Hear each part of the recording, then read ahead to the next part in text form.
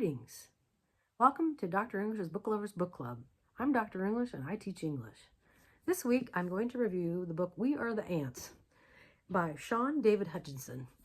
I really like this book. It was a little bit harder for me to get into this book because I felt like this was a book where the writer, what I like to call beat a dead horse, where he kept refocusing and focusing and refocusing on Henry's sense of guilt over the death of his boyfriend, Jesse.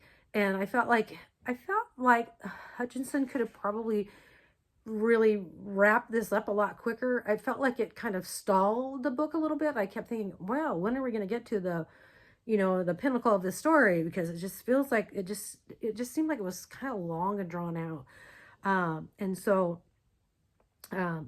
But I also feel like, that was part of the process of grief that perhaps Hutchinson was trying to portray, and that it takes time, like, to just work through those kinds of feelings. But also it was like, Henry tells, it's like his secret, but there's another kid that the kids call him Space Boy because they know that, that he has told people that he has been abducted by aliens. And it's really, of course you have to suspend your disbelief, but the part about it is like, he makes it seem so believable about what his experiences are. And he's not getting any help after having, lost his boyfriend. And there's also, other things in Henry's life that have affected his mental health. But throughout this, it's never played like that is an issue for Henry, except for the way he's treated by other people and the relationships that he has.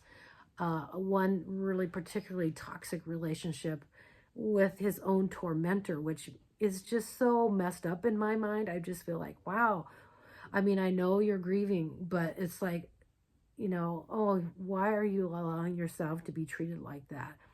And so, but then I think, he's an adolescent and he's a gay man. And I feel like, it's kind of heartbreaking actually to think that someone would allow themselves to be treated like Henry allows himself to be treated. And so there's this whole kind of like self-flagellation. I mean, that's not what he's doing, but the choices that he's making is like self-flagellation because he doesn't have anything to, understand why Jesse committed suicide, was a victim of suicide. And so there's that part of it is just, it's a long process, I think, for Hutchinson to portray this process that Henry's going through. And so that's the part that I think it was really hard for me to read through that, as I wanted it to be wrapped up a little bit more quickly, and it wasn't. And so and the question he keeps asking people is like, what would you do if the world was going to end? And so that's the part that I just find is, kind of, interesting, that he keeps asking people that, because these aliens are just giving him a choice about this button and the end of the world. And so he asks people this question about the end of the world. And I just find that, that's kind of a thread throughout, like a motif throughout the whole thing. And I just found that really interesting, that he, it's a question, it's a hypothetical, but it's also a philosophical question, about the end of the world. And so part of this is that the parts that I liked was how he does kind of bring in that philosophical, almost existentialist point of view about the end of the world and about our finiteness.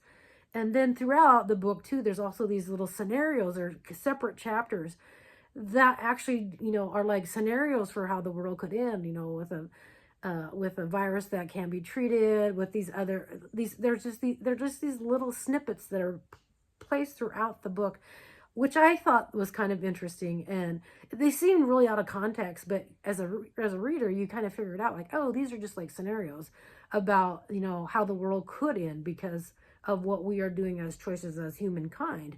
So I thought that was really fascinating. I enjoyed that. And I enjoyed his, kind of philosophical existentialist point of view about the end of the world, and asking that question, having Henry ask that question to multiple people. But also he does wax philosophical throughout the book. And as the book comes to its end close, he makes some, Henry finally does make some sense of the world. And also I just think it's just a sense of like, that death is inevitable. Like none of us get to stay. uh, but will it be, in the natural process of death, or will it be because of some catastrophic event? I think is what he's getting at. It's like, I can't remember, it was a show or a movie I saw one time, a long time ago. It was a little boy, and he was just a, very sensitive, introspective boy. He was probably 5. And, was already aware of the nature of the universe, and that we're all going to die. And maybe innocent children know that better than us, and, can accept it. I think sometimes adults, um, you know, fret about it way too much, and children just seem to just automatically know that's a possibility, or is the probability. So here I'm going to read a passage where Henry's with his mom, and after an incident with this kid named Adrian, where Henry actually does get just loses it, and he's actually very strong, and he can hurt people. Mom didn't talk to me until we were in the car. She'd come straight from work, still in her uniform, her apron stained with ketchup and potato soup. After I buckled my seatbelt, I examined my bloody, bruised knuckles. My hand hurt when I flexed it, but it was a good hurt, an anchor. Because Adrian had started it with the Nichols, Principal DeShields opted for a month of Saturday detentions rather than suspension. I would have preferred the suspension. Do you want to tell me what's gotten into you, Henry Jerome Denton? That asshole had it coming.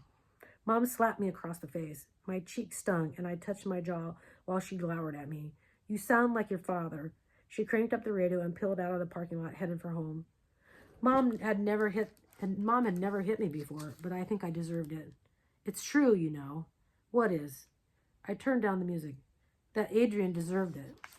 That doesn't excuse fighting. I know. Mom sighed, shook her head. It's been rough for you, Henry, I know, but you can't do this. You're flunking 3 classes, getting into fights. I hardly see you because you're always locked in your room. I wanted to tell her she'd know what was going on with me if she ever bothered to ask, but she was so concerned with Charlie and Nana, or too tired from working to bother with me. Aliens abduct me, and she pretends I'm sleepwalking. My boyfriend killed himself, and we don't even talk about it. Like my father, Jesse's name just disappeared from her vocabulary. I would have told her anything, everything, if she had asked, but I knew she wouldn't. If the world were going to end, but you could stop it, would you? Mom drove for a while without answering. I thought she hadn't heard me, and I leaned my head against the window. Finally, she said, Some days I think I would, other days probably not. What about today? Mom's shoulders bowed downward. What do you think, Henry?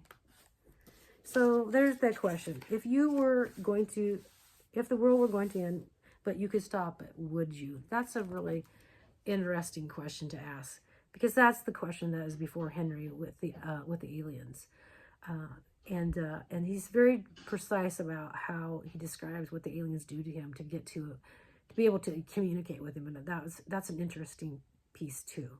So I don't know that I'd recommend teaching this in a high school or a middle school classroom. I think there's a lot of what I would consider excuse me, R-rated material. Not really R-rated, maybe PG-13. But there's some profanity in it, and there is, there's discussion about his relationship with Jesse, and with his, sexual encounter with the tormentor. And then there's another person that comes into his life called Diego. But like I said, to me, it's more like PG-13. Some parents might see it as R, but I thought of it more as PG-13.